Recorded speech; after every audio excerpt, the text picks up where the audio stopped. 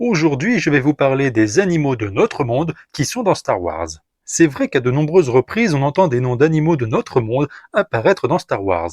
On a par exemple les droïdes araignées ou les droïdes souris, les lots-loups, les lots-chats ou encore les rawwomp. On a certaines espèces qui sont décrites comme des espèces lapines ou lézards. Et c'est vrai que des fois, certaines espèces apparaissant dans Star Wars ressemblent à des créatures de notre monde. Mais il y a bien des animaux de la Terre que l'on retrouve bien dans Star Wars.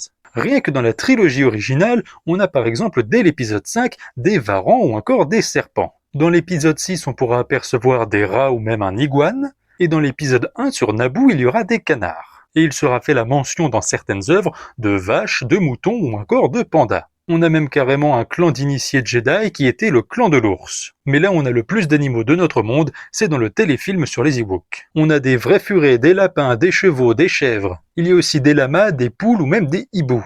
Et la méchante du film, Charal, qui s'avère être une sorcière de Dathomir, peut se transformer en corbeau. Ce film-là a abusé au niveau des animaux terrestres. Mais pour justifier tout ça, on mettait un petit nom à côté pour pas que ça fasse trop terrestre. Du coup, les chèvres sont des chèvres d'Endor, les pitons dans l'épisode 5 sont des pitons de Dagobah, et les canards de l'épisode 1 sont des pélikis. Ça fait plus Star Wars. Et on peut se dire qu'ils auraient pu mettre certains accessoires sur les animaux pour faire un peu plus alien, mais rappelons-nous que dans Star Wars, la quasi-majorité des œuvres qui existent sont sur des humains. Des humains bien terrestres. Voilà, si cette vidéo vous a plu, n'hésitez pas à vous abonner à ma chaîne YouTube Curlon et que la force soit avec vous.